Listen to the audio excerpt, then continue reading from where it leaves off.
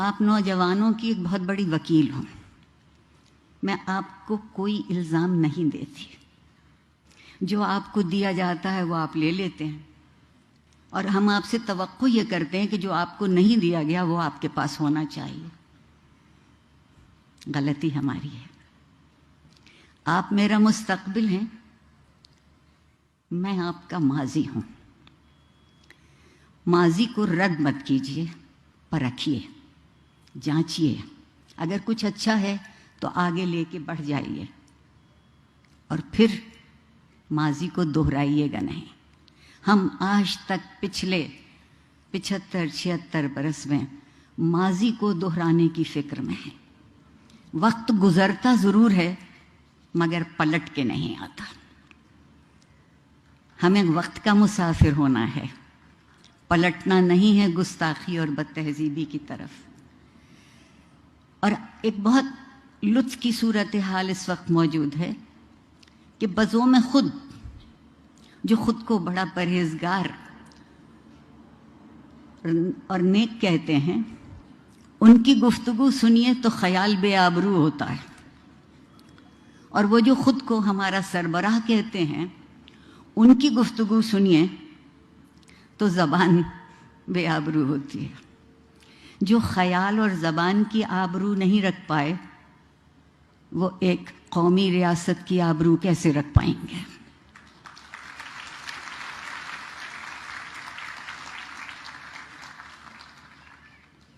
وقت اور زمانے کا فاصلہ نہیں ہوتا.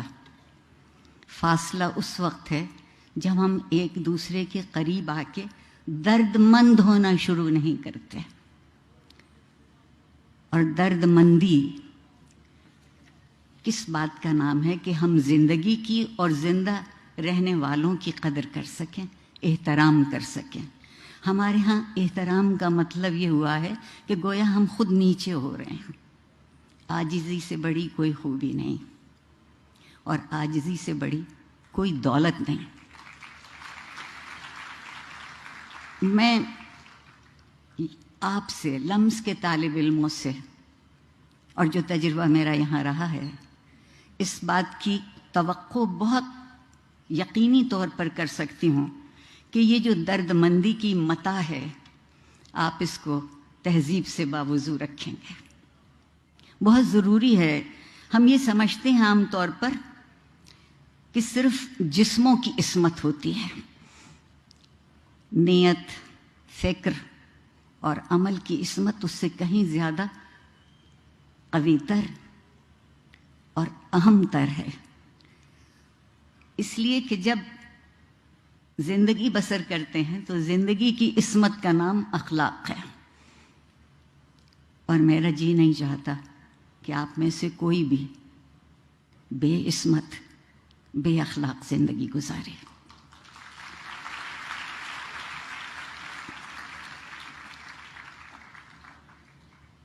جس معاشرے میں تعلیم اخلاقی قدروں کو پس پشت کرنے کے لیے استعمال کی جاتی ہو، میں صرف لمس کی بات نہیں کر رہی.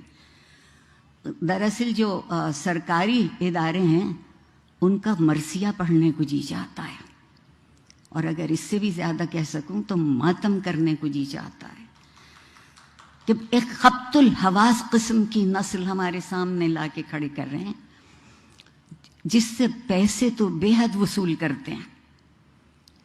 ماں باپ کی زندگیاں ان پیسوں کی خاطر نچوڑی جاتی ہیں، اور اس کے بدلے میں انہیں کیا ملتا ہے؟ تعلیم کا کام یہ ہے، درسگاہ کی خوبی یہ ہے کہ وہ کھلی آنکھوں سے خواب دیکھنا سکھائے.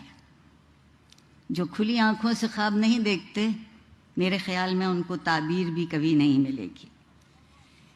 کبھی معاشرے کی خوبی یہ تھی کہ وہاں قانون کی علمداری ہو اور اخلاق کا قانون بنے، اخلاق کی رعایتیں ہوں. لیکن زوراوری کے ماحول میں قانون صرف جنگل کا رہ جاتا ہے. میرے اور آپ کے لیے کوئی جنگلی کا قانون بقول زہرا نگاہ کے سامنے لے آئے تو بڑی بات ہے.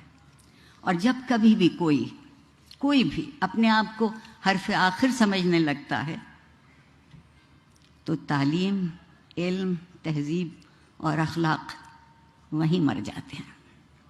ہم میں سے کوئی حرف آخر نہیں ہے، ہم میں سے ہر کوئی ایک حرف ہے جو دوسرے سے مل کے لفظ بن سکتا ہے۔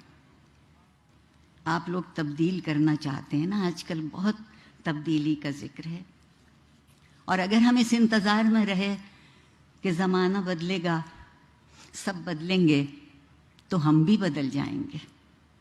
میرا خیال یہ ہے کہ بجائے غم اور غصے کے نڈھال ہونے کے، میں بہت وقت آپ کا نہیں لوں گی، ایک شعر آپ کو سنا کے آپ کے صبر کی اور آپ کی توجہ کی اور آپ کی عنایت کا شکریہ ادا کر کے چلی جاؤں گی۔ اقبال عظیم آبادی صاحب کا شعر ہے کہ بدلنا ہے اگر تو رندوں سے کہو اپنا چلن بدلیں، فقط ساقی بدل جانے سے میں خانہ نہ بدلے گا۔